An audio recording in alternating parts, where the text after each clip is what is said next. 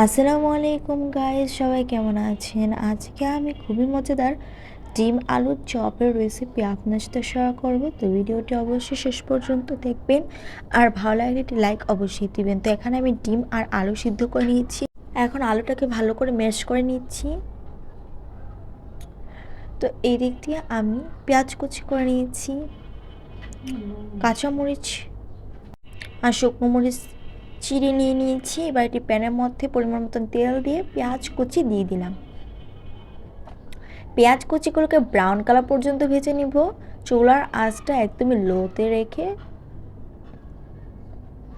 তারপর এখানে দিয়ে দিলাম শুকনো মরিচ, কাঁচামরিচ দুটোই।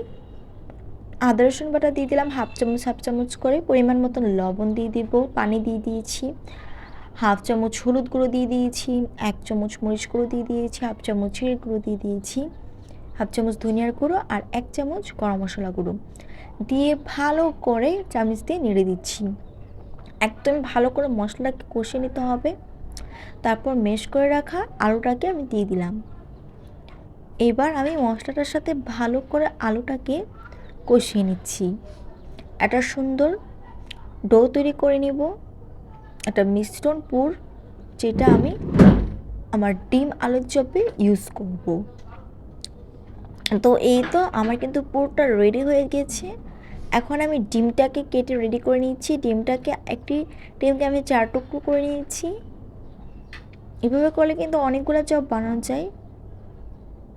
তারপর এখানে আমি নিয়ে নিয়েছি ব্রেড ক্রাম্বস নিয়ে নিলাম। এখন আমি আলুর যে পুরটা, এটা আমি হাত দিয়ে একটু চেপে চেপে ছোট্ট একটা লুচি শেপ করে ডিমটা মাঝখানে দিয়ে উপর দিয়ে এইভাবে আটকে দিব। তারপর হাত দিয়ে একটু ব্রড করে যেরকম চপ বানায় ওই রকম করে আমি ব্রেড ক্রাম্বে মিশিয়ে নিব। তো তার আগে আমি আবারও দেখিয়ে দিচ্ছি আপনাদেরকে কিভাবে করবেন। আপনারা কিন্তু চাইলে এটা ফ্রোজেন করে রাখতে পারেন। সামনেই রোজা আসছে, ওই রোজার সময় কিন্তু ডিম আর আলু চপ আলাদা আলাদা না বানিয়ে এভাবেই কিন্তু একসাথে বানিয়ে একটি মজাদার নাস্তা তৈরি করে নিতে পারেন।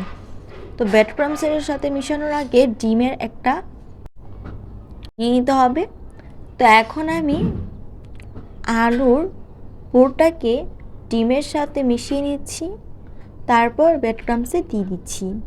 এইভাবে ব্রেড ক্রাম্বসগুলো চারদিকে সুন্দর করে লাগিয়ে দিতে হবে। এইভাবে সবগুলো করে নিচ্ছি, ডিমের মধ্যে দিয়ে লিকুইডটি ভাব করে ব্রেড ক্রাম্বসে লাগিয়ে দিচ্ছি। তো এইভাবে কিন্তু রেডি হয়ে গিয়েছে নাস্তাটা। এখন জাস্ট ফ্রাই করে নিব। এই মজাদার নাস্তাটা কিন্তু ফ্রোজেন করে অনেক দিনই খাওয়া যায়। একসাথে অনেকগুলো বানিয়ে ফ্রোজেন করে প্রতিদিন রোজার টাইমে কিন্তু ইউজ করতে পারেন। যাদের বাসায় অনেক অল্প মানুষ, তারা কিন্তু এই মজার নাস্তাটা বানিয়ে অনেক মাস খেতে পারেন। তো এই তো আমি একদম ব্রাউন কালার পর্যন্ত ভেজে নিয়েছি। আপনারা কিন্তু চাইলে একটু কম ফ্রাই করতে পারেন, কিন্তু আমি একটু বেশি ফ্রাই করে খাই, আমার এটা ভালো লাগে। এটা যার যার টেস্টের উপর ডিপেন্ড করে। এই তো মজার নাস্তাটা অবশ্যই ট্রাই করবেন। সব ভালো থাকবেন। আল্লাহ হাফিজ।